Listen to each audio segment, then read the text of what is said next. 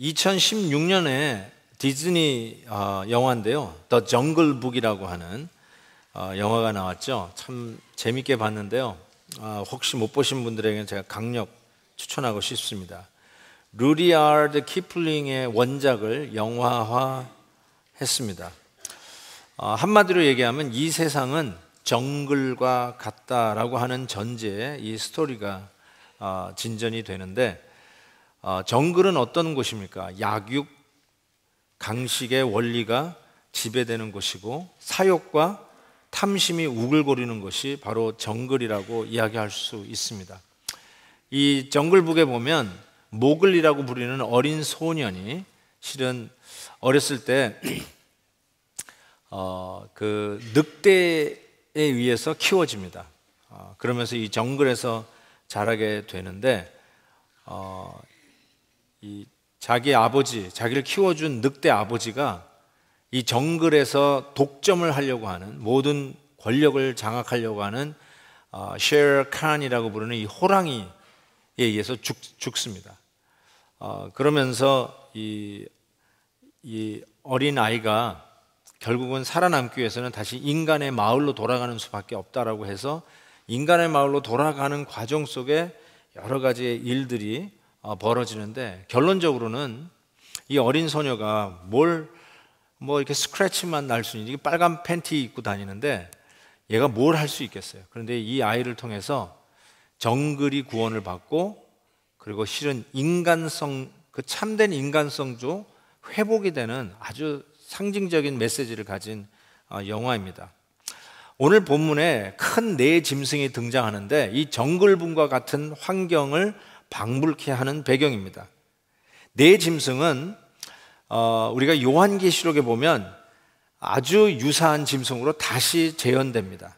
우리가 계시록 강해를 먼저 들어서 이게 다니엘서에서 반복된다고 생각하는데, 계시록에 있는 그 모든 이미지는 실은 이 다니엘서에서 대부분 가져간 이미지인 것을 우리가 기억합니다. 다니엘서 2장을 강해할 때 느부갓네살 왕이 그 큰 신상을 꿈을 꿉니다. 근데 이 신상은 네 파트로 나눠지죠. 머리는 금, 그리고 가슴은 은, 또 배와 넓적다리는 놋, 그리고 종아리는 쇠, 그리고 발은 쇠와 진흙으로 이렇게 섞여 있는 이 네 파트로 나눠지면서 네 왕국을 상징한다라고 이미 말씀을 드렸습니다. 그리고 오늘 이 본문에 나오는 네 짐승이 역시 또 다른 제국을 상징하는 모습으로 이 다니엘서 2장의 느부갓네살의 꿈을 또 다른 상징으로 지금 나타내 보이고 있습니다. 왜 이런 상징들과 이런 이미지들이 등장을 할까요? 이런 이미지들로, 상징적인 단어들로 그 당시의 상황을 암시적으로 들추어내는 특정한 문학이 있는데, 장르가 있는데, 이거를 묵시문학, 묵시장르라고 이야기합니다. 그래서 신약에서는 요한계시록이 대표적인 그 책이고요, 이 구약에서는 이 다니엘, 특별히 7장에서 앞으로 이제 12장까지 이루어지는 이 내용들이 묵시적인 내용을 담고 있어서 이 묵시 장르에 속하는 내용들입니다. 왜 이런 묵시 장르와 같은 이런 문학적 기법들이 나오는가? 그 배경을 살펴보면요, 다니엘도 지금 나라를 잃어버리고 지금 포로민으로 살고 있잖아요. 그리고 요한계시록도 이 요한 사도가 자기의 나라가 로마 제국에 지금 빼앗긴 상태에 있잖아요. 그러니까 나라를 빼앗기고 과연 우리는 살아날 수 있을까? 우리는 생존할 수 있을까? 그 외부에 그 가공할 만한 이 세력의 압력으로 말미암아 이게 과연 우리에게 미래가 있을까라고 하는 상황 속에서 이런 암시적인 상징적인 단어를 통해서 그 당시의 형편을 표출하고, 더 나아가서 그 저항하려고 하는 그 내적인 그런 메시지를 담고 있는 게 이 묵시 문학의 특징이라 할 수 있습니다. 세상적으로도 이런 것들이 있죠. 우리나라가 일제강점기 시대에 있었을 때 소위 저항 문학가들, 저항 작가들, 저항 시인들이 있었지 않습니까? 빼앗긴들에도 봄은 오는가. 이상화 씨의 이런 작품이라든지 또 아주 대표적인 저항 시인이라고 할 수 있는 이육사의 절정 혹은 청포도와 같은 이런 시를 보면 그 나라가 이 정말 압제당한 속에서 좀 울분을 삼키고 그러면서도 내일에 대한 소망을 담고 있는 그런 작품들을 볼 수가 있습니다. 옛날 독재시대 때 데모를 하면서 불렀던 노래가 김민기의 아침 이슬, 태양은 묘지 위에, 그거 부르면서 얼마나 피를 끓였던 적이 있었는지요. 그런 거 보면은 이 당시에 그런 압력에 의해서 눌려진 그 한풀이 같은 것들이 그런 문학에 묻어나옵니다. 그런데 성경에 써 있어의 이 묵시 장르는 조금 달라요. 그게 뭐냐면 단순히 자기의 형편에 대한 한풀이를 문학적인 표현으로 밝히는 것이 뿐만 아니라 이 성경의 계시록이나 오늘 다니엘서는 그런 상징적인 언어를 통해서 한풀이 플러스, 아니 한풀이가 아니라 하나님의 뜻을 계시하는 게 아주 중요한 것입니다. 이런 암시적인 메시지를 통해서, 상징적인 단어들을 통해서 하나님이 어떻게 역사를 펼쳐 가실까를 계시, 하나님의 구체적인 뜻을 보여주는데 이 묵시, 성경 문학의 아주 중요한 포인트라고 할 수 있습니다. 그래서 여기에 나오는 대로 제가 계시록은 꼭 그림책을 보는 것 같다고 말씀을 드렸잖아요. 마찬가지로 오늘 말씀도 이렇게 디테일하게 분석하는 것보다 그냥 오감을 사용해서 읽고 그냥 체험하고 또 이렇게 느끼는 것이 더 중요하다고 생각해요. 그런 의미에서 다니엘이 벨사살 왕 원년에 꾼 꿈으로 이 시대적으로는 다시 뒤돌아갑니다. 다니엘이 메데 파사까지, 고레스 왕까지 왔다가 다시 오늘 7장에서는 벨사살 왕으로 다시 시간적으로는 뒤로 돌아가는데, 그때 꾼 꿈이 이 네 짐승에 대한 꿈이에요. 이 네 짐승은 17절에 나와 있는 것처럼 세상에 일어날 네 왕을 의미한다라고 이미 본문 뒷부분에서 해석을 해놨습니다. 그러면 이 네 짐승은 무엇인가? 첫 번째로는 독수리 날개가 있는 사자, 독수리 날개가 붙어 있는 사자. 그러니까 당연히 바벨론을 의미하는 것이 분명합니다. 예레미야나 에스겔서에 보면 느부갓네살 왕을 사자나 독수리로 표현한 것을 볼 수가 있습니다. 두 번째 짐승은 이사이에 새 갈빗대가 있는 곰으로 표현합니다.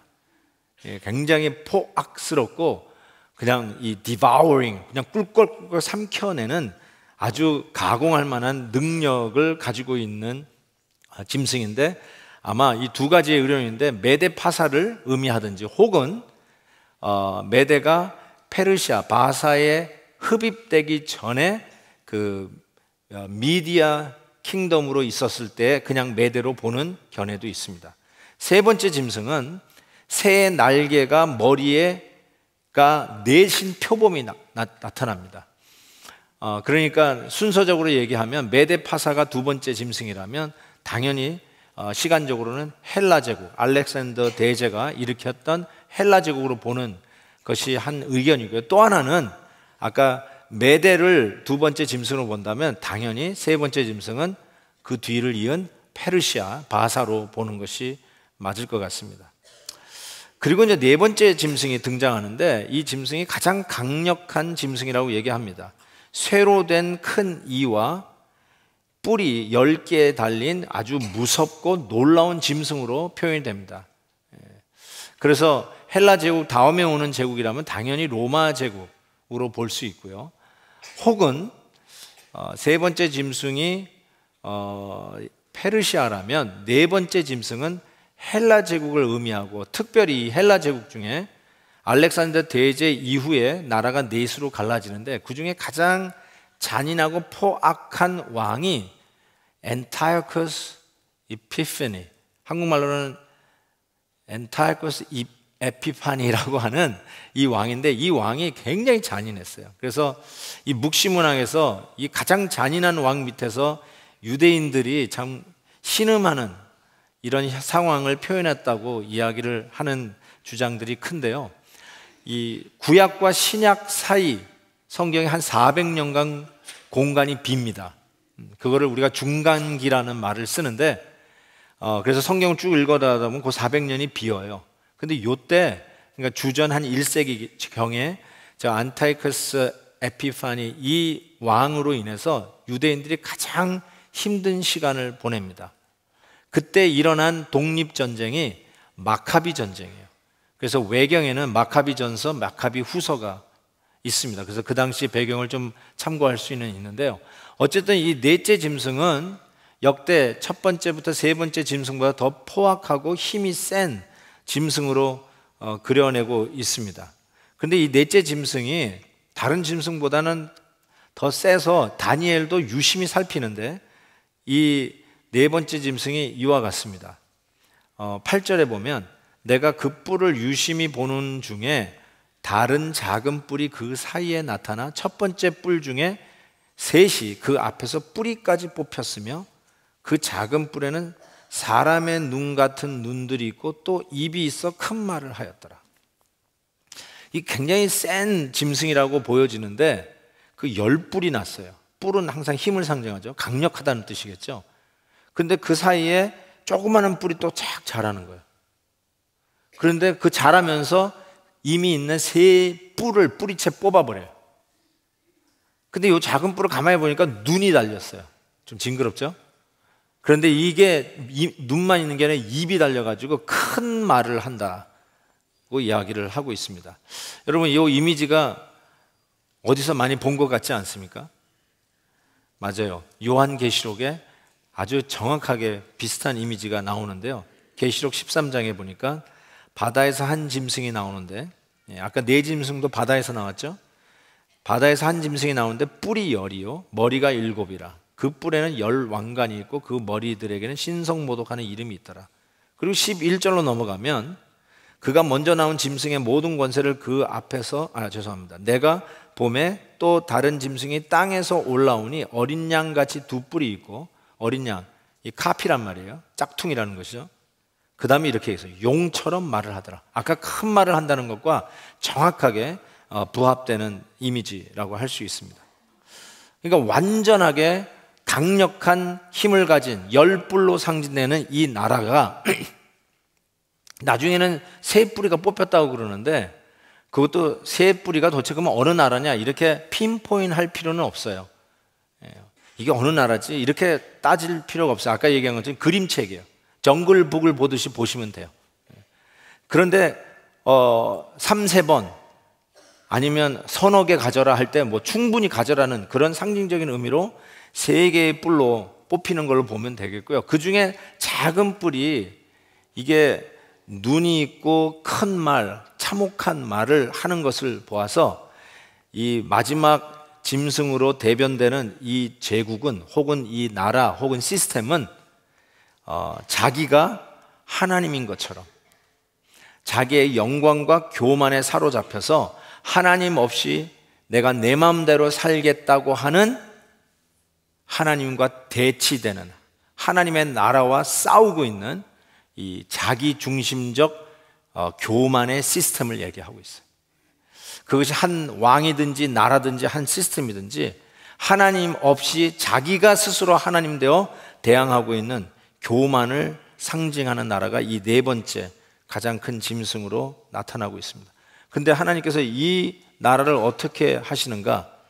9절에서 14절 보면 옛적부터 항상 계신 이가 등장을 합니다. 옛적부터 항상 계신 이, 영어로는 The Ancient of Days 라고 하는데 실은 이게 인격적인 표현이에요. Ancient of the Days, 옛날부터 항상 있었던 자라고 하는데, 이 부분은 우리가 읽지 않았으니까 한번 9절에서 14절, 이 네 짐승으로 대변되는 이 정글과 같은 세상을 하나님이 어떻게 다루시는지를 한번 읽어보겠습니다. 제가 9절 먼저 읽고요, 여러분이 다음 절 읽으면서 14절까지 읽도록 하겠습니다. 내가 보니 왕자가 놓이고 옛적부터 항상 계시니가 좌정하셨는데 그의 옷은 희기가 눈 같고 그의 머리털은 깨끗한 양의 털 같고, 이것도 계시록의 예수님의 모습과 똑같죠. 그의 보좌는 불꽃이요 그의 바퀴는 타오르는 불이며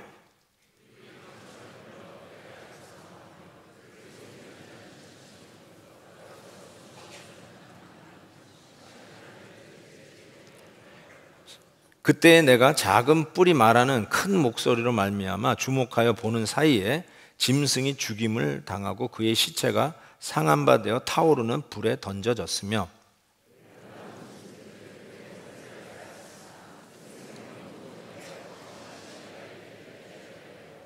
내가 또 밤 환상 중에 보니 인자 같은 이가 하늘 구름을 타고 와서 옛적부터 항상 계신 이에게 나아가 그 앞으로 인도되매 그에게 권세와 영광과 나라를 주고 모든 백성과 나라들과 다른 언어를 말하는 모든 자들이 그들을 섬기게 하였으니 그의 권세는 소멸되지 아니하는 영원한 권세요 그의 나라는 멸망하지 아니할 것이니라.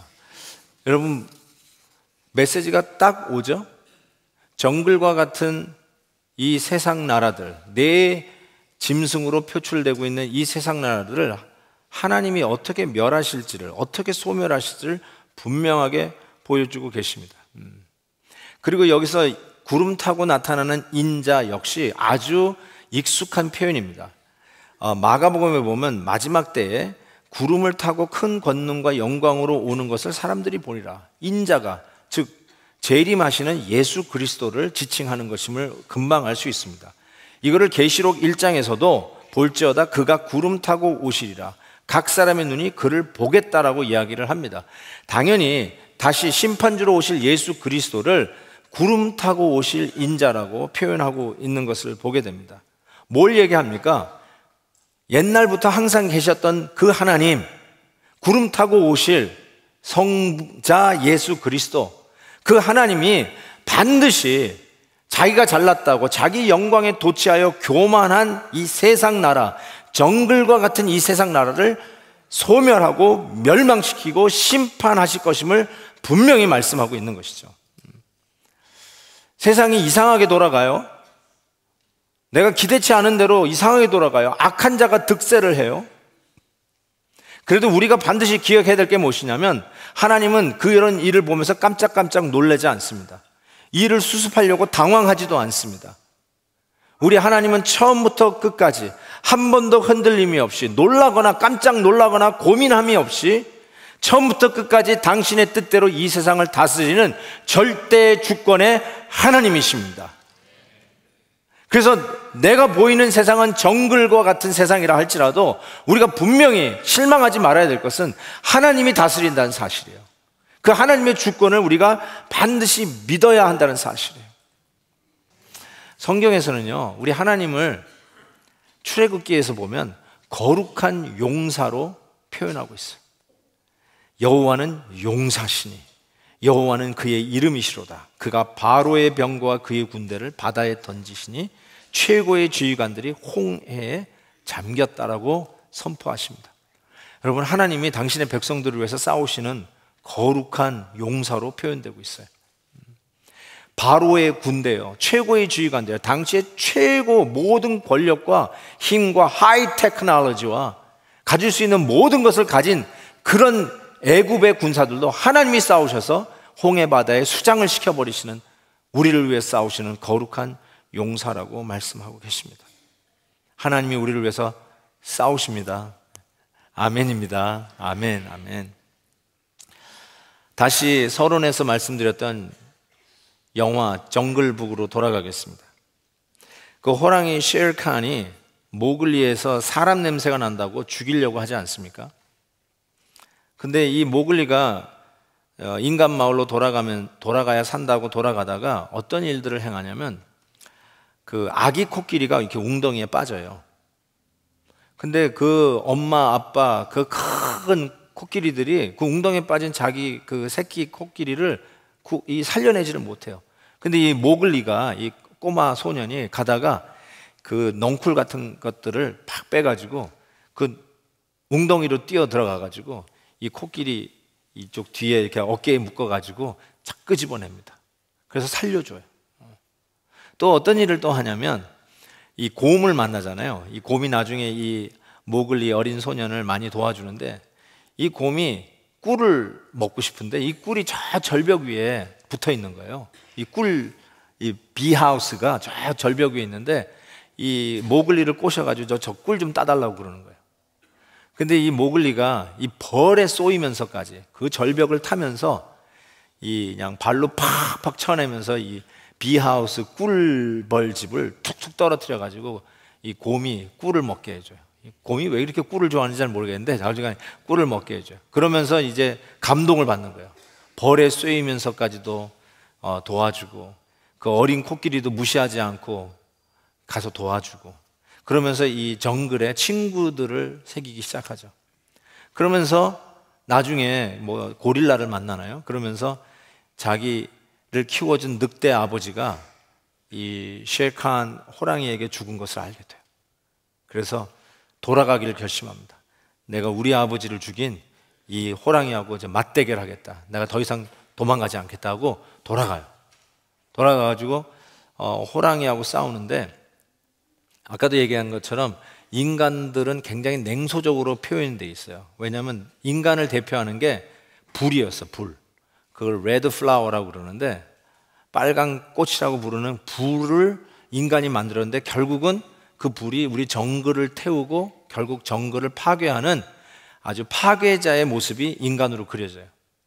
근데 그 횃불 하나를 들고 이제 호랑이를 잡으려고 들어가는데, 정글은 이제 불에 타기 시작하고 호랑이를 잡으려고 하는데 이제 호랑이하고 싸우는데, 결국은 그 불에 호랑이와 싸우면서 이 불에 호랑이를 죽이죠. 그리고 호랑이를 죽일 뿐 아니라 이제는 정글이 타고 있는데 그 정글을 어떻게 불을 끄는지가 아주 너무나 재밌었는데, 그 아기 코끼리를 살려줬다고 큰 코끼리, 엄마 아빠 코끼리 다 등장하기 시작해요. 그래가지고 그 폭포가 떨어지는데 그 폭포 위를 이 코끼리들이 나무를 통째로 뽑아가지고 자꾸 던져요. 그래가지고 그 폭포를 막아.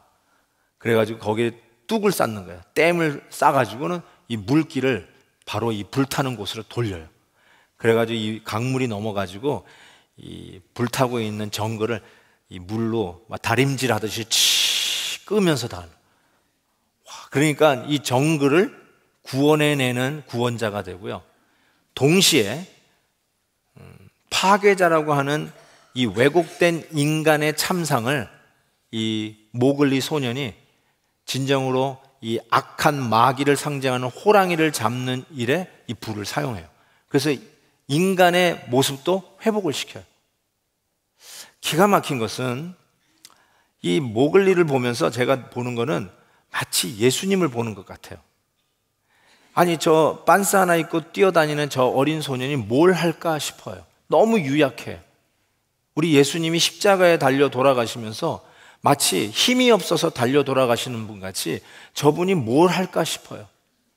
근데 소년이 어쩌면 사람도 아니고 늑대도 아니었던 것처럼, 근데 우리 예수님은 하나님이면서도 사람인 모습으로 우리에게 오셔서 가장 나약하고 어린 십자가의 모습으로 결국은 우리의 참된 인간의 모습도 회복시킬 뿐 아니라 정글을 구원해내는 그 어린아이 같이 이 세상의 인류를 구원해내는 놀라운 일들을 이루어 가십니다. 참 기가 막힌 일 같아요. 여러분, 그 정글북 마지막에 끝나면서 그 표범이 이런 말을 해요. In my years, I've seen a lot in this jungle. But that night I saw something I will never forget. I saw a little boy without a people bring all the jungle together for the very first time. 내 평생에 정글에서 볼 것 못 볼 것, 이건 내가 한 겁니다. 다 봤지만 그날 밤 나는 결코 잊을 수 없는 것을 보았다. 난생 처음으로 한 연약한 소년이 다른 사람의 도움도 없이 정글을 하나 되게 하는 것을 보았다. 구원이죠. 정글과 같은 세상이, 약육강식이 독식하는 그 세상이 평화가 온 것이죠. 그 일을 이 어린 소년이 해낸 것이죠. 약육강식이 독식하는 정글과 같은 이 세상은 하나님께서 반드시 심판하실 것이며, 하나님의 역사 속에 처음과 나중 되시는 그 하나님이 정말 한치의 오차도 없이 정확하게 다스리시고 마지막에 대단원의 막을 내리면서 이러한 시대가 올 것을 분명히 약속하셨어요. 그러면 오늘 우리가 사는 우리들은 그 뭘 믿고 그것을 믿고 살아가야 되는가? 사도 바울이 골로새서에서 기가 막힌 말씀을 했어요. 우리에게 이걸 믿을 수 있는 근거가 있대요. 보장이 있대요. 하나님의 보장이 있대요. 이런 평화로운 시대, 우리가 온 인류가 기대하는 그 나라, 그 시대가 온다라고 하는데 이렇게 얘기하고 있어요. 우리를 거스리고 불리하게 하는 법조문에 쓴 증서를 지우시고 제하여 버리사 십자가에 못 박아 버리시고, 그 다음에 굉장히 전투적인 군사적인 용어를 썼어요. 통치자들과 권세들을 무력화하여, disarmed, 무력화하여 드러내어 구경거리로 삼으시고 무엇으로 이겼다고 그랬어요? 십자가로 그들을 이기셨느니라. 십자가가 뭘 하겠어요? 기독교의 가장 기초여 초등학문 같은 십자가가 뭘 보장할 수 있을 것 같아요. 그렇지만 바울이 이렇게 얘기했어요. 이런 세상이 올 것을 보장하는 하나님의 유일한 증거가 뭐냐? 십자가래요. 십자가. 가장 연약한 것 같은 십자가로 이 세상의 최고의 통치자 권세자들을 disarm their powers, 그들을 완전히 내려놓게 하시고 하나님의 놀라운 약속의 그 나라를 이루신다고 우리에게 분명히 보장하셨는데, 그 보장이 뭐냐? 십자가라는 거예요. 십자가. 사랑하는 성도 여러분, 예수 그리스도께서 분명히 승리하실 것입니다. 예수 그리스도께서 분명히 끝내실 것입니다. 십자가로 대단원의 막을 내리시고, 이미 대단원의 막은 내려지기 시작했었어요. 고로 힘들고 어렵고 내 마음대로 내 뜻대로 진행되지 않는 정글의 법칙에 따라 움직이지는 이 세상 속에서 더 많이 가진 자들이 늘 승리하는 것 같고, 더 권세 있는 자들이 제일 잘 나가는 성도들 같고, 사람들 같고, 더 좋은 것을 가지면은 출세하는 것 같은 이 정글 법칙과 같은 이 세상에서 루저 같고 뒤처진 것 같고 믿음을 지키는 게 꽉 막히고 답답한 것 같다 할지라도 십자가로 승리를 보장하신 이 복음의 원칙을 붙들고 오늘도 믿음의 길을 걸어가십시오. 십자가의 길을 걸어가십시오. 포기하지 말고 믿음의 길을 저벅저벅 걸어가십시오. 하나님께서 승리하게 해주실 것을 믿습니다. 아멘.